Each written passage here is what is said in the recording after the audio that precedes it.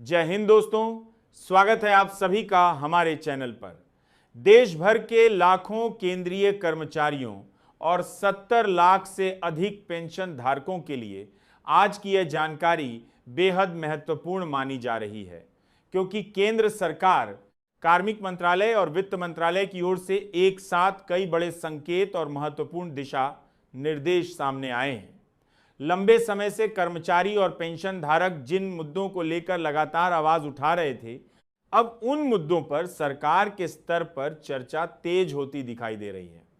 महंगाई भत्ता, महंगाई राहत, 8वां वेतन आयोग, 18 महीने का लंबित एरियर, अतिरिक्त pension, family pension, fixed medical allowance, CGHS सुविधाएं और ओल्ड पेंशन स्कीम जैसे कई बड़े विषयों पर राष्ट्रीय स्तर की बैठक में विस्तार से चर्चा की गई है। यही कारण है कि पूरे देश के कर्मचारी और पेंशन धारकों की नजर अब सरकार के अगले कदम पर टिकी हुई है।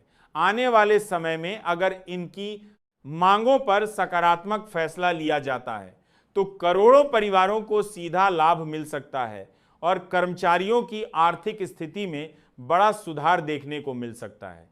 दोस्तों, हाल ही में नई दिल्ली में ज्वाइंट कंसल्टेटिव मशीनरी यानी जेसीएम की 49वीं राष्ट्रीय परिषद की बैठक आयोजित की गई। यह बैठक बेहद महत्वपूर्ण मानी जा रही है, क्योंकि इसमें केंद्र सरकार के वरिष्ठ अधिकारियों के साथ कर्मचारी संगठनों के प्रतिनिधि भी शामिल हुए।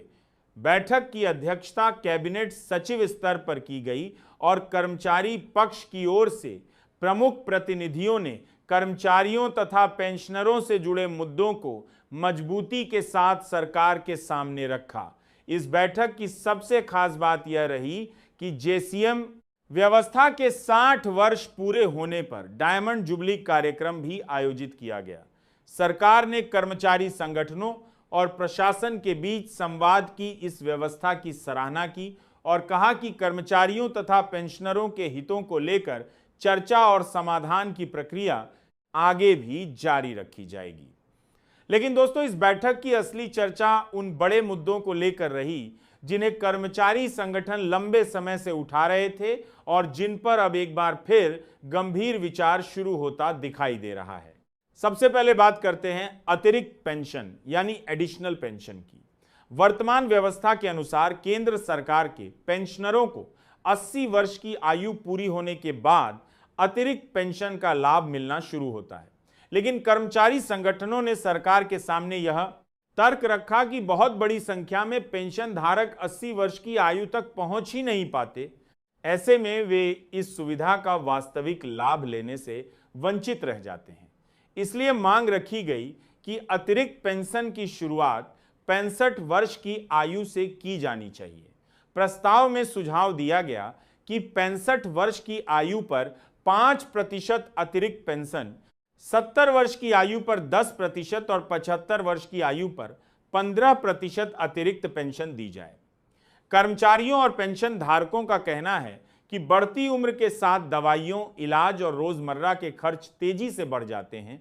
इसीलिए वरिष्ठ नागरिक पेंशनरों को समय रहते राहत मिलना बेहद जरूरी है। अगर सरकार इस मांग को स्वीकार करती है तो लाखों बुजुर्ग पेंशन धारकों को सीधा आर्थिक लाभ मिल सकता है। इसके बाद बैठक में फैमिली पेंशन का मुद्दा भी प्रमुखता से उठाया गया। वर्तमान नियमों के अनुसार किसी पेंशनर की मृत्यु के बाद उसके परिवार को सीमित फैमिली पेंशन मिलती है और कुछ समय बाद उसमें भी कटौती हो जाती है। कर्मचारी संगठनों ने मांग रखी कि पेंशनर को जीवन काल में जितनी पेंशन मिल रही थी वही पूरी राशि उसके परिवार को भी लगातार मिलनी चाहिए। उनका कहना है कि परिवार का कमाने वाला सदस्य जब नहीं रहता तो आर्थिक स्थिति पहले से ज्यादा कमजोर हो जाती है। ऐसे समय में पेंशन कम कर देना परिवार के लिए बड़ी परेशानी पैदा करता है। इसलिए फैमिली पेंशन को पूरी पेंशन के बराबर किया जाना चाहिए ताकि परिवार को आर्थिक सुरक्षा मिल सके। इस मांग को लेकर लाखों पेंशन धारक परिवार लंबे समय से उम्मीद लगाए बैठे हैं।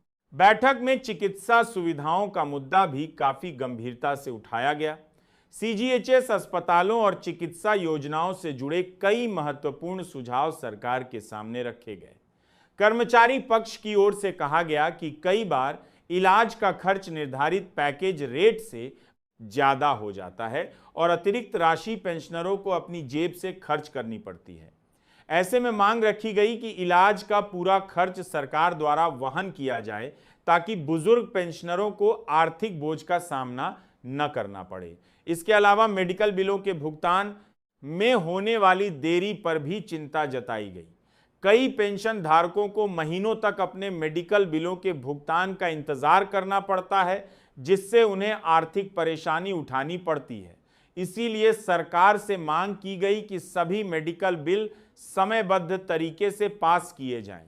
फिक्स्ड मेडिकल अलाउंस यानी एफएमए को लेकर भी बड़ा मुद्दा उठाया गया। वर्तमान में मिलने वाला मेडिकल अलाउंस बढ़ती महंगाई और दवाइयों की कीमतों की तुलना में बेहद कम माना जा रहा है। कर्मचारी संगठनों ने सरकार के सामने प्रस्ताव रखा कि एफएमए को बढ़ाकर 3,000 प्रति माह किया जाना चाहिए। उनका कहना है कि आज के समय में दवाइयों, जांच और सामान्य इलाज का खर्च तेजी से बढ़ चुका है। ऐसे में वर्तमान अलाउंस पर्याप्त नहीं है। हालांकि कई पेंशनरों का मानना है कि 3,000 भी पर्याप्त नहीं होगा, लेकिन फिलहाल सरकार के सामने यही आधिकारिक मांग रखी गई है।